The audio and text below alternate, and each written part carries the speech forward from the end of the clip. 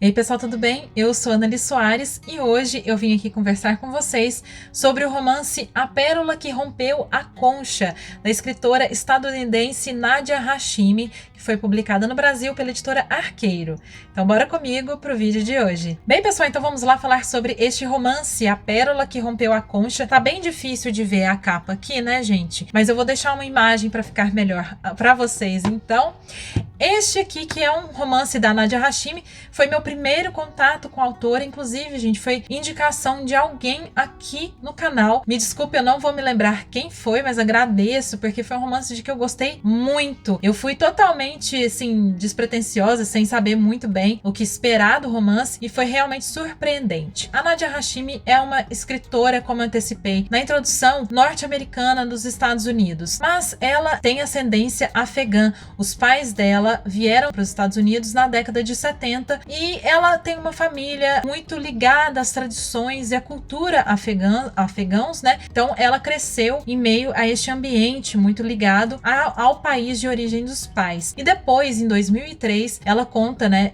Neste livro tem uma entrevista com a autora no final do romance. Ela conta que foi ao Afeganistão para poder conhecer os seus familiares que continuaram por lá e também, claro, conhecer o país, a cidades em que os pais nasceram e tanto relatavam para ela. E lá, então, ela teve um contato ainda mais próximo com a realidade daquelas pessoas, principalmente em relação às experiências, às vivências das mulheres do país. Vamos aqui, gente, destacar que o Afeganistão é um país cuja história, assim, é cheia de idas e vindas, com muitas crises, guerras, conflitos. É muito complexa a história do Afeganistão, como eu acho que todas, mas a gente não pode reduzir, né, o país a isto ou aquilo. As condições das mulheres, que a gente verá nesse livro aqui retratado com duas histórias paralelas que eu já conto para vocês, essas duas personagens separadas por tempo, né, pelo tempo, uma no começo do século XX e a outra já inserida nesse século XXI, a gente percebe que muitas questões relacionadas às experiências do ser mulher num país tão machista, estruturalmente patriarcal, assim, e muito rigoroso, principalmente em alguns momentos da sua história, né? Porque vamos lembrar que nem sempre o Afeganistão esteve sob comando do Talibã. A gente acompanhou, né, esse acontecimento ali na década de 90 e assim as mulheres sofrendo bastante no sentido de terem estas limitações, né, tanto a acesso à educação, porque meninas maiores de 12 anos são proibidas, né, de frequentar escolas sob o regime do Talibã, pelo menos eles dizem agora em 2022 que vão respeitar os direitos das mulheres e da imprensa, mas assim a gente, né, não sabe até que ponto, porque eles seguem a Sharia, né, que tem essas regras, e elas acabam tendo as suas vidas limitadas, muitas vezes, em algumas regiões do país, tendo de aceitar serem segunda, terceiras, quartas esposas de um mesmo homem, né? Enfim, mas lembrando que é algo que a autora, inclusive, tratou de que nem sempre foi assim. A sua mãe mesmo, a mãe da autora, ela cita que foi uma mulher que tinha muitos direitos, que fez faculdade, enfim, né, com direitos básicos e não submetida exatamente a regras tão machistas, para dizer o mínimo. Mas então, esse interesse dela e todas essas histórias que ela recolheu ao longo da vida dessas mulheres, principalmente depois, como eu falei, que ela conheceu a realidade das suas familiares ali já em 2000, né? Ela foi para lá em 2003, e aí naquele momento os Estados Unidos já tinham guerreado, invadido, o Talibã foi retirado. Lembrem, em 2001 teve o atentado do 11 de setembro, etc, gente. Tô tentando resumir porque não é muito o foco da resenha.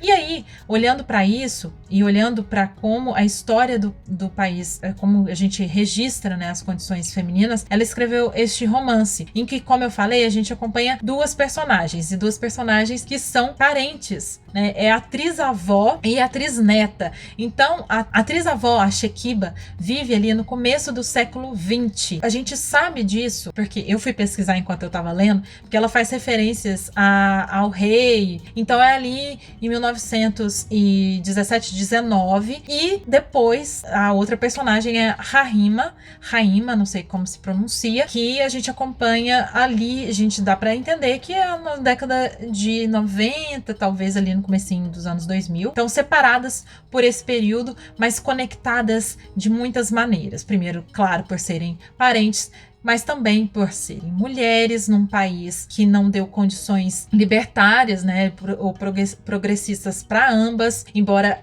a gente vê que, por exemplo, na vida da Shekiba, lá no começo do século XX, com a ascensão do rei, agora eu esqueci o nome, mas eu vou pôr aqui, e principalmente depois dele ter feito o casamento com uma mulher que era muito progressista e feminista, a gente pode dizer assim, eles começavam a vislumbrar, né, um futuro menos rigoroso, menos violento contra as mulheres. E já a sua trisneta já está em outro contexto, né, tanto mais rigoroso. Mas vejam, Nadia retrata duas personagens no interior do Afeganistão. E isso é importante também, porque as duas, em algum momento da vida, tem essa coincidência também, terem conhecido Cabul, metrópole, a grande cidade, aquela que será um tanto mais progressista, entre aspas, né? Mas um tanto diferente. A realidade das pessoas em Cabul não é exatamente aquilo que elas vivem nessas pequenos vilarejos, na verdade, de onde elas são. Então, é interessante essas costuras entre as duas personagens que estão separadas pelo tempo, contexto familiar mesmo, né? Do núcleo familiar, mas que, sendo mulher, estando no mesmo país, sob regimes patriarcais, com essa questão própria da religião, principalmente de como que isso será interpretado ou será levado a sério pelo regime, pelo governo, seja o império, ou seja, enfim, o Talibã, isso vai variar um pouco, né, na vida das duas personagens, enfim. Então vamos lá, um pouco mais entrando no enredo em si. A gente começa acompanhando a Rahima, que é então essa menina que está ali na puberdade, ela tem assim uns 12 anos quando a gente começa a acompanhar a história dela. Ela tem uma família com uma constituição assim de pai, mãe e filhas. E essa diferença de tratamento entre meninos e meninas e homens e mulheres no Afeganistão, com certeza, como eu já falei um pouco aqui, é um grande tema da obra. E aí, então, uma família com apenas meninas fica muito restrita, principalmente a família de Rahima, porque o pai dela, ele é viciado em ópio. E essa também é uma questão cultural e histórica que a autora põe na sua obra. Então, ele é um homem que fica ali quase o tempo todo.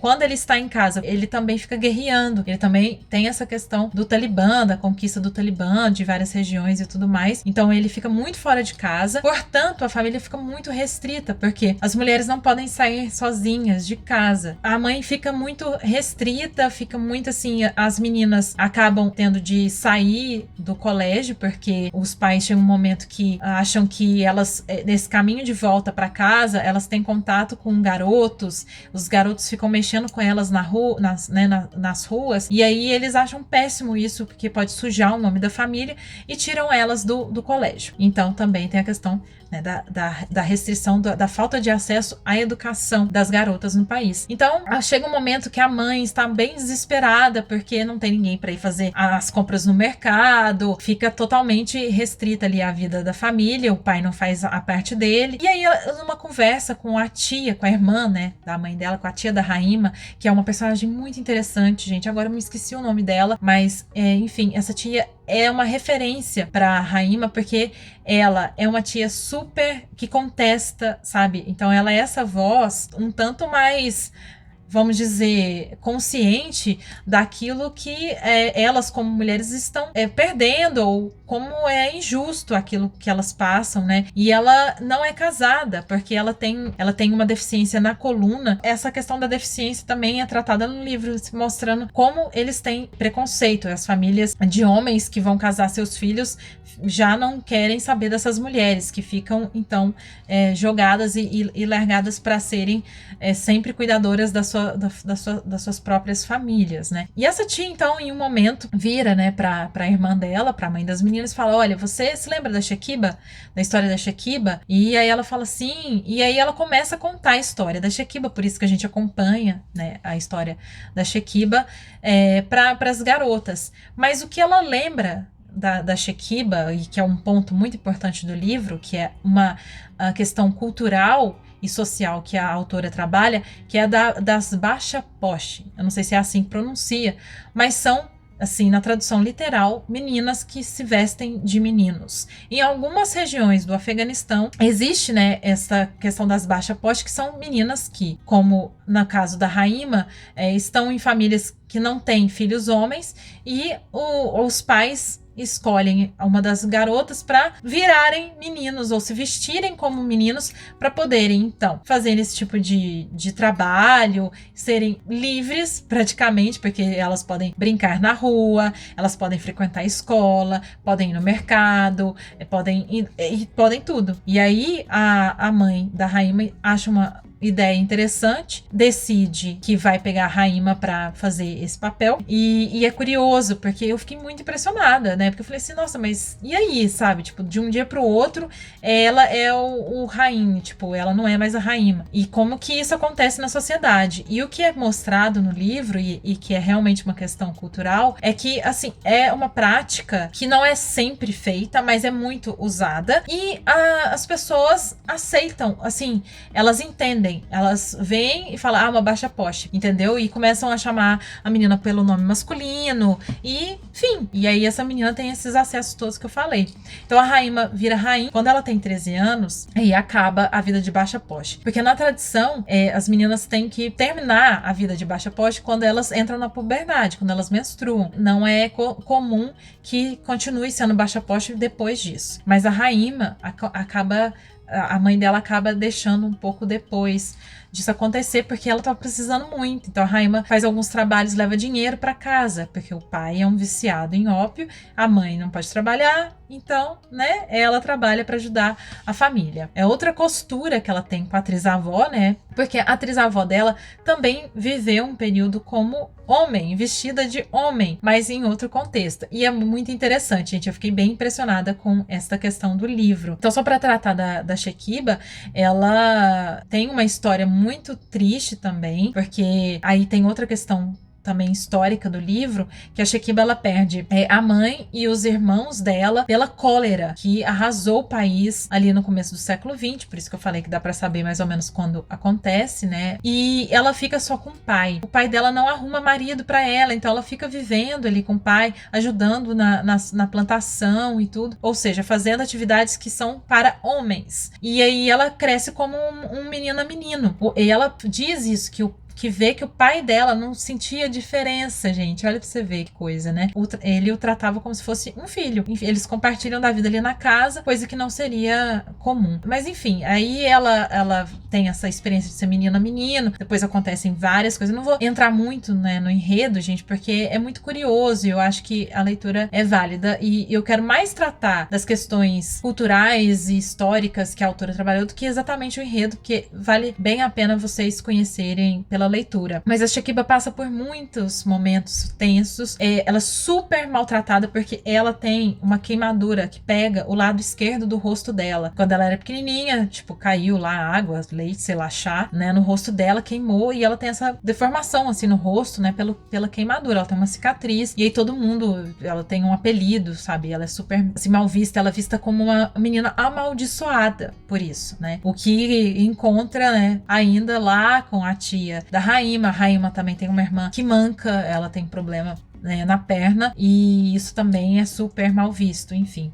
Então a gente vai vendo essas costuras entre essas histórias. Independente de ser no começo do século XX ou no século XXI, essas mulheres, elas passam por muita violência, gente. Aqui, inclusive, eu vou já abrir um disclaimer para pessoas que são mais sensíveis a conteúdos com abuso sexual, abuso psicológico, violência. É um livro que traz abusos, né, essas violências contra essas mulheres. Porque vejam, a Raima, ela acaba tendo que tirar as roupas masculinas e ela tava curtindo pra caramba, ela jogava futebol, ela fez um amigo, e só que já tá ficando muito tarde pra ela ser uma bacha-posh e assim, a família tá com uma baita necessidade, crise, pai com esse vício. Os pais dela acabam brigando, né, por um motivo inclusive que é relacionado a ela, e a mãe dela fala pra ele: olha, mas eu só tenho mulheres jovens nessa casa, é muito difícil. Ela entende assim que o pai caiu na real e percebeu que ele tava com meninas, com jovenzinhas dentro de casa, e pra resolver o seu problema financeiro, resolver sua vida e ter mais acesso ao ópio, ele decide que vai casar as filhas dele. Vejam, neste momento a Haima tem 13 anos e é o momento em que ela se casa. E o casamento infantil, o casamento com crianças, é uma realidade muito dura, é uma violência contra a mulher que ainda acontece. E a Haima retrata isso, né? Ela é uma menina, assim como as irmãs dela, são meninas que se casam com velhos, praticamente, né? Com certeza maiores de idade, homens velhos e que já têm outras esposas. Então a gente acompanha essa vida da Haima como quarta esposa de um cara que é um senhor da guerra, super seguidor destas regras bem machistas da Sharia e tudo mais. Ele é super religioso, ele se coloca como assim. E a Shekiba, naquele outro momento, também acaba se casando para poder sobreviver. O casamento dela também não é algo escolhido, né? É isso também, outra questão que a gente pode trazer de casamento entre as duas histórias. Nossa, é muito triste, gente, é muito pesado. Tem coisas assim que acontecem assim que esmagam o nosso peito, a gente vê, e principalmente porque a gente sabe que é uma realidade de muitas mulheres, de milhares e milhares e milhares de mulheres passam por isso ainda hoje, e é muito triste, assim, pelas violências e pela falta de perspectiva. Mas são duas personagens que se colocam em momentos, né, das suas vidas, não especificamente contra isso, mas elas têm essa iluminação, elas percebem saídas, ou elas encontram alguma maneira de sobreviver, né, a tudo isso, a toda essa violência, falta de perspectiva, falta de oportunidades, direitos. De certa maneira também assim, os destinos delas se cruzam no sentido de serem mulheres que são muito fortes, né, que encontram alguma, sei lá, um fio de esperança, um fio de sobrevivência, assim, né, além da violência. Um capítulo da Haima, depois vai a gente volta para a história da Shekiba, que por um momento também virou Shekib, né? Ela também trabalhou, isso é legal, a Shekiba trabalhou como soldado no castelo do rei e tal, né, para defender o harém ali do rei, sei lá, eu esqueci o nome que eles usam, mas o rei tinha ciúme das suas amantes, né, porque ele além da rainha, tem lá, né, as mulheres dele, e ele não queria que nenhum homem tivesse acesso àquelas mulheres, então ele coloca soldados, mulheres, mas com as roupas masculinas, pra vigiar esse harém, e a Shekiba é uma dessas mulheres. A gente vê também ela saindo do interior, ambas, né, nesses dois momentos, saindo das suas cidades, seus vilarejos, chegando a Cabul, e Cabul se apresentando essa grande cidade, com questões um tanto, como eu falei, mais modernas, né, televisão, e a Haima tem contato com o parlamento.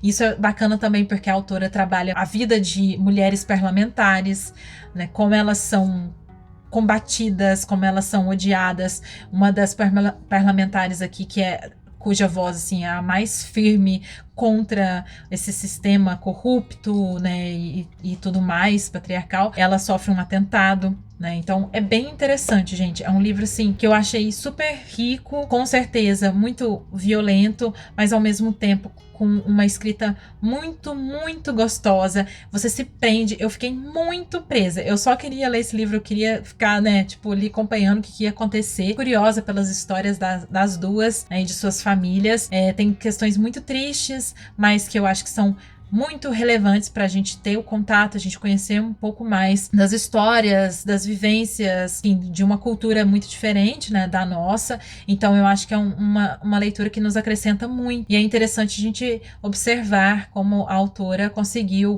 né, costurar essas temáticas, né, neste romance, que eu indico muito. E é isso então, pessoal, essa resenha de hoje. Espero que você tenha gostado, se inspirado a conhecer essa história da pérola que rompeu a concha. Vejo vocês no próximo vídeo. Um beijo grande e até!